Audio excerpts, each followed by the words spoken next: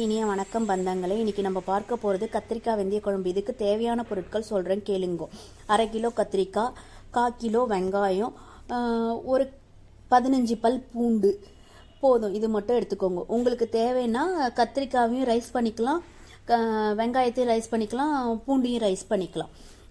உங்களுக்கு இதெல்லாம் பிடிக்கல அப்படின்னா சுண்டக்காய் வத்தல் அல்லது மலத்தங்காளிக்காய் வத்தல் எடுத்துக்கோங்க.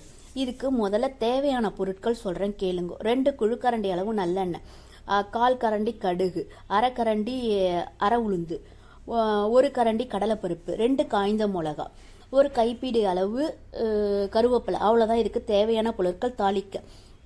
அதுக்கப்புறம் அரைக்கிறதுக்கான பொருட்கள் சொல்கிறேன் கேளுங்க. 4 காய்ந்த மிளகாய், 1/4 டீஸ்பூன் மிளகு, 1/4 டீஸ்பூன் ஜீரகம், 1/4 டீஸ்பூன் கொத்தமல்லி வரை, ஒரு 1/4 மூடி தேங்காய், ஒரு தக்காளி. அவ்வளோதான்.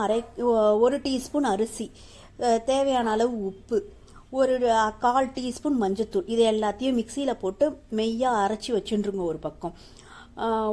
அதுக்கப்புறம் ஒரு நெல்லிக்காய் அளவு புளி எடுத்துட்டு அதை நல்லா ஊற வச்சுட்டு, புளிஜாலம் நம்ம சாம்பார் கரைச்சி விட்ற மாதிரி கரைச்சி விட்டுட்டு அதில் 1/2 டீஸ்பூன் சாம்பார் பொடி, இந்த உப்பு மஞ்சத்தூள் எல்லாம் போட்டு அந்த விழுதலை அரைச்சிட்டோமோ இல்லையோ, அதனால அதை எல்லாத்தையும் நல்லா இந்த புளித்தண்ணி கொதிச்சு வரும்போது சாம்பார் பொடி போட்டு அதுக்கப்புறம் இந்த விழுதை தூக்கி அதில் கொட்டி நல்லா கொதி வந்ததுக்கப்புறம் தனியாக கத்திரிக்காயை எண்ணெயில் வதக்கி வச்சுக்கோங்க.